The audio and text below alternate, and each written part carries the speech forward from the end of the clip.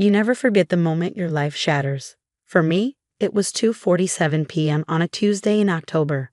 I remember the time exactly because I'd been watching the clock all day, excited to surprise my family by coming home early for my nursing shift. My name is Emma Mitchell, and at 35, I thought I had everything figured out.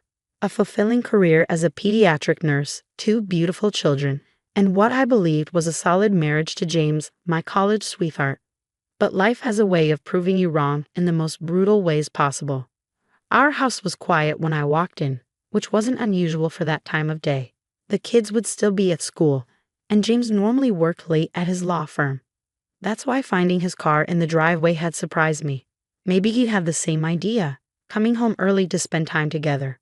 I noticed the papers on the kitchen table first. Legal documents spread out neatly like a place setting for the worst dinner of my life. The word divorce stared up at me in bold black letters, and underneath, in James's precise handwriting, were notes about custody arrangements. "You're early." I turned to find James standing in the doorway of his home office, his expression unreadable. He'd loosened his tie and rolled up his sleeves, something he only did when he was preparing for a difficult conversation. "What is this?" I asked, even though the answer was painfully obvious. He walked over to the table, straightening the papers with practiced precision. "I think we both know this isn't working anymore, Emma. I've tried to be patient, but I can't keep pretending." "Pretending what?" My voice sounded strange in my ears, too calm for the hurricane building inside me. "James, I thought we were happy. If something's wrong, we can talk about it. We can get counseling." "I'm taking the kids," he cut me off, his tone as cold and formal as if he were addressing a hostile witness in court. "Full custody. It's better this way." The room started spinning slightly. Better? How could separating them from their mother be better? He smiled then, but it wasn't the warm smile I'd fallen in love with in college. This was something else. Calculated, almost cruel. "Because I'm going to tell everyone you left us, abandoned your family to find yourself, or whatever story seems most believable. Given your history, it won't be hard to convince people." My history. He meant my mother, who had walked out on our family when I was 12, leaving nothing but a note saying she needed space. The irony of him using my childhood trauma against me wasn't lost on me. "You can't do this," I whispered, but even as I said it, I knew he could. James was a partner at one of the city's top law firms, with connections throughout the legal system. I was a nurse who worked long hours and had missed more than a few school events because of my schedule. "I can and I will," he said, pushing the papers toward me. "Sign them now, and I'll make sure you get reasonable visitation rights. Fight me on this, and you'll never see them again." My hands trembled as I reached for the documents. "Why are you doing this?" For a moment, something flickered across his face. Guilt maybe, or doubt. But it was gone so quickly I might have imagined it. Because I found someone who can give me the life I deserve. Someone who'll be a proper mother to our children. The pieces clicked into place. The late nights at the office, the mysterious text messages, the way he'd been distant for months. "How long?" I asked. "Long enough to know it's real," he replied. "Melissa understands me in a way you never did. She knows what it means to build a legacy." Melissa. The name hit me like a physical blow. His new associate, barely 30, with her perfect wardrobe and ambitious plans. I'd met her at the firm's Christmas party last year. Noticed how she laughed too hard at James's jokes. Touched his arm when she thought no one was looking. I sank into a kitchen chair, my legs no longer able to support me. The room felt too small suddenly, the walls closing in as 15 years of marriage crumbled around me. Through the window, I could see the oak tree where we'd built the kids' treehouse together. The garden where we buried a time capsule on our 10th anniversary. The time capsule. Something clicked in my mind, a plan starting to form. "Okay," I said quietly. James blinked, clearly thrown by my sudden compliance. "Okay." I met his gaze steadily. "You want me gone? Fine. You want to paint me as the villain? Go ahead. But remember something, James. The truth has a way of coming out eventually." He frowned, probably trying to decode any hidden meaning in my words. But I kept my expression neutral as I stood up. "I'll pack some things and be gone by tonight. Just let me say goodbye to the kids." James nodded slowly, suspicion warring with relief on his face. "They'll be home from school in an hour. Make it quick and clean. It'll be easier that way." I walked upstairs to our bedroom, my mind racing. I had 1 hour to set things in motion, to plant the seeds that would eventually expose everything James had been hiding. He thought he had all the power, that his carefully crafted plan would work perfectly. But he'd forgotten about the time capsule, and more importantly, he'd forgotten who I really was. Not just a nurse, not just a mother, but a woman who had learned from her own mother's disappearance that sometimes you have to play the long game. As I packed my clothes into a suitcase, I could hear James on the phone downstairs, probably talking to Melissa, planning their perfect future together. Let them think they'd won. Let them believe I was running away like my mother had. I had something much better in mind. Opening my jewelry box, I removed a small key that James had long forgotten about. The key to a safety deposit box where I'd been keeping careful records of everything I'd noticed over the past year. The suspicious bank transfers, the mysterious phone calls, the documents I'd found in his office late one night that made me start questioning everything. James was right about one thing. The truth would come out eventually, but it would happen on my terms, not his. I heard the school bus approaching outside and took a deep breath. Saying goodbye to my children would be the hardest thing I had ever done. But I had to play this perfectly if I wanted any chance of getting them back. Walking downstairs, I caught my reflection in the hallway mirror. I didn't look like a woman whose life had just imploded. I looked calm, almost serene. James and Melissa had no idea what was coming. Sometimes the best revenge isn't immediate. It's carefully planned, meticulously executed, and served cold. The front door burst open and my heart clenched as Sophie and Lucas ran in, backpacks bouncing, faces bright with stories from their day at school. They froze when they saw my suitcase by the door. "Mommy?" Sophie's voice was small. "Are you going somewhere?" I knelt down and opened my arms, holding them close one last time. Over their heads, I could see James watching from the kitchen, his expression hard. "Remember, I love you," I whispered to my children. "No matter what anyone tells you, no matter what you hear, I love you more than anything in this world." As I walked out the door, I didn't look back. I couldn't, but I smiled slightly, thinking of the time capsule buried in the garden. James had always underestimated me, assumed I was naive, too trusting. He was about to learn just how wrong he was. 2 years passed like a slow-motion nightmare. James wasted no time spinning his story about my abandonment, painting himself as the heartbroken husband blindsided by his unstable wife's departure. Melissa moved into our house within months, seamlessly stepping into the role of devoted stepmother. I watched it all from a distance, living in a small apartment across town and working double shifts to pay for the lawyer I could barely afford. The custody arrangement James had forced on me allowed supervised visits twice a month, 4 precious hours where I could hold my children and try to keep their memories of me alive. "Daddy says you left because you didn't want to be a mommy anymore," Sophie told me during one visit, her voice wobbling. She was 8 now, her face losing its baby softness. "Melissa says sometimes grown-ups make selfish choices." I fought back tears, remembering James's threat about visitation rights. "Sometimes things aren't what they seem, sweetheart. Sometimes people have to make hard choices to protect the ones they love." Lucas at 6 was quieter during our visits, clinging to me like he was afraid I'd disappear if he let go. The court-appointed supervisor watched our every interaction, making notes that would inevitably end up in James' hands. But while James and Melissa built their perfect life in my old house, I was building something too, a case that would blow their world apart. The safety deposit box had been just the beginning. For months before James sprung the divorce on me, I'd been collecting evidence. Bank statements showing unusual transfers to offshore accounts. Emails I discovered when James forgot to log out of his computer. Photographs of meetings that didn't match his official schedule. My best friend Sarah thought I was torturing myself by investigating. "Let it go, Emma," she'd plead. "Focus on moving forward." But she didn't understand. This wasn't about revenge, it was about justice. Not just for me, but for others who trusted James and his law firm with their lives and secrets. Then came the day I'd been waiting for. A text from my old neighbor Carol. "Something weird happening at your old house. They're landscaping the whole backyard." My heart raced as I pulled up the real estate listing online. Sure enough, James and Melissa had decided to sell the house. The photos showed my carefully tended garden ripped up, the yard being modernized for potential buyers. The time capsule. After 2 years of waiting, everything was falling into place. I called Ryan Morrison, an investigative reporter I'd been carefully feeding information to for months.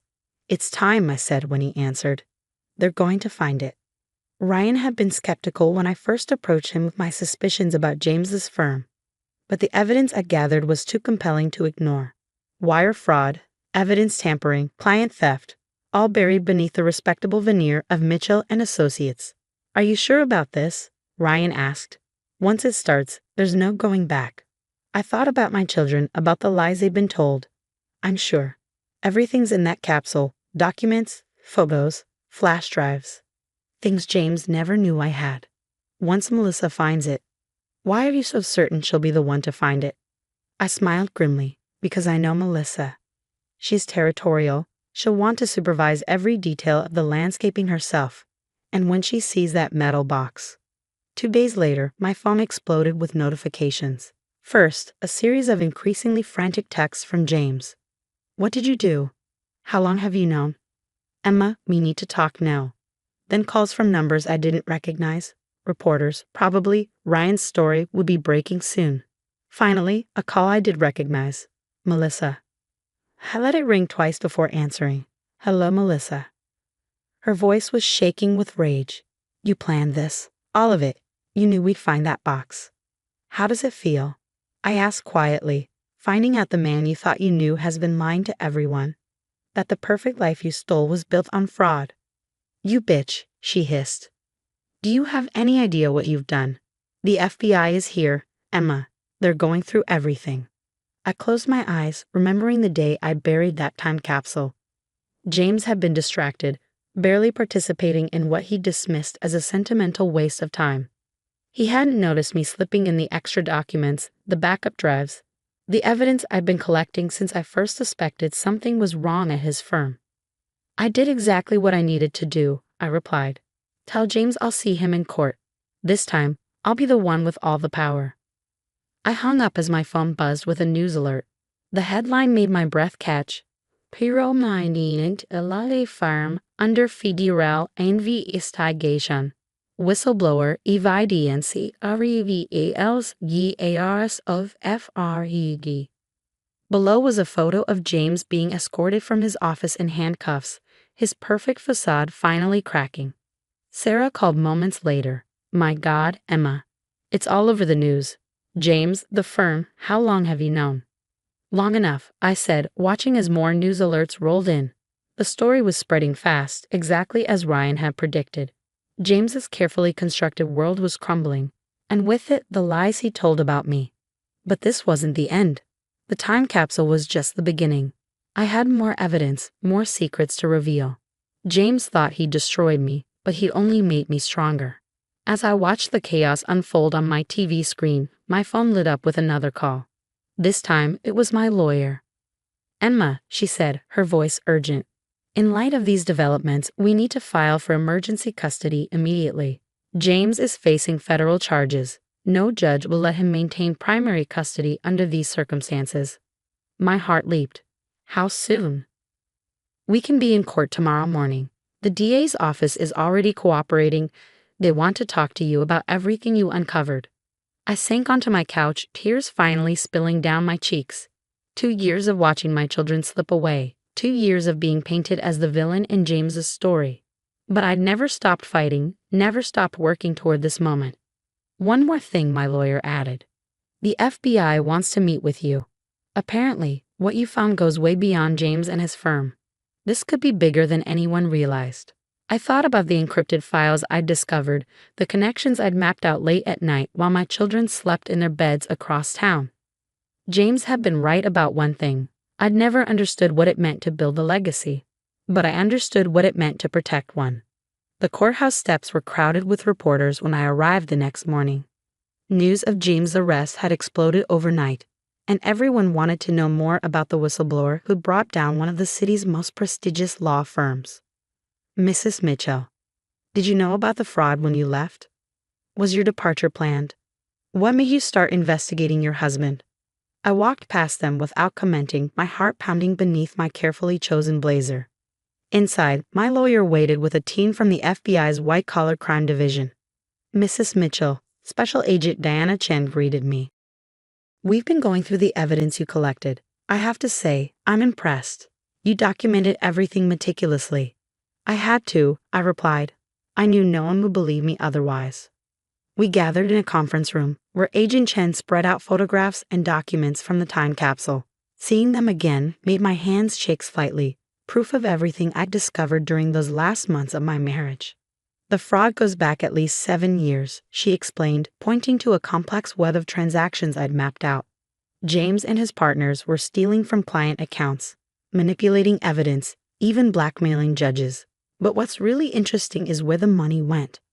She pulled up an image on her laptop, a familiar face that made my blood run cold. Senator William Harris, one of the most powerful men in state politics. Your husband's firm wasn't just stealing, Agent Chen continued. They were funding illegal campaign activities, buying influence.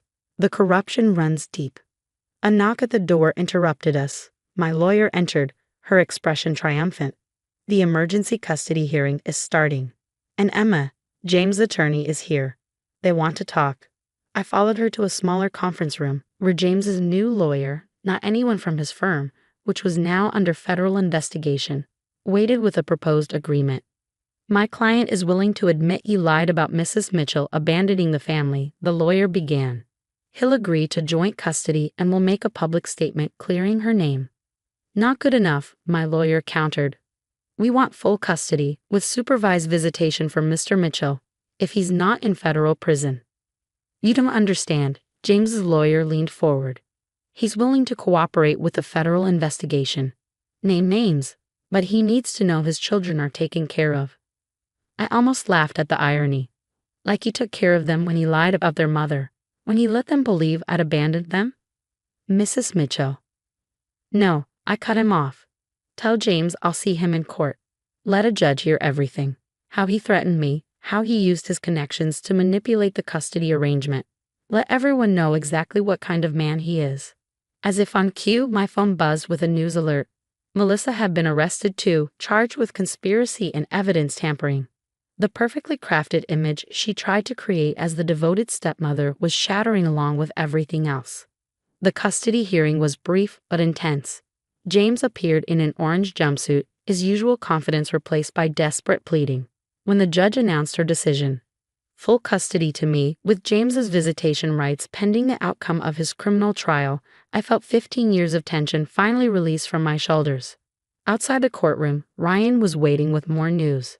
His story had gone national, prompting investigations into other law firms with similar patterns of fraud.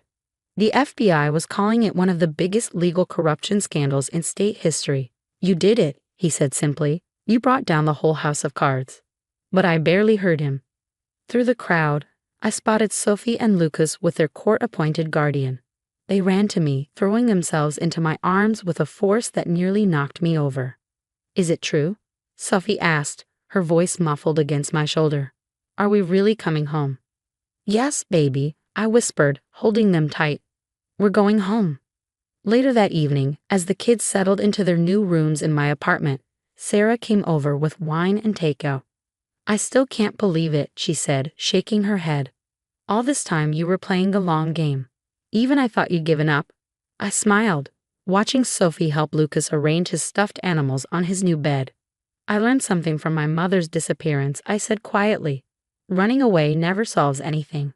Sometimes you have to stay and fight, even if no one believes in you. The FBI wants you to consult on their investigation, Sarah mentioned.